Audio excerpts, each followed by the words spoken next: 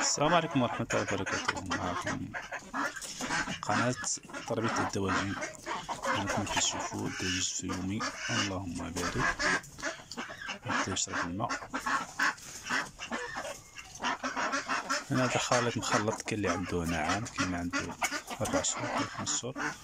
كما تلاحظون هذا الدجاج ديال عتوكا الفيومي الذهبي وهذا الفضي كما تعلمون، ويمتاز بالمقاومة والمناعة، ويمتاز كذلك بكثرة البيض. اللهم بارك، نصف ذلك.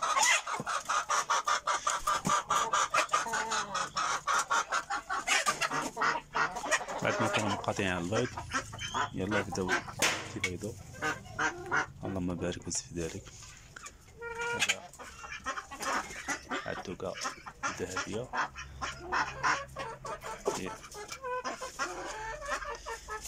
فيومي.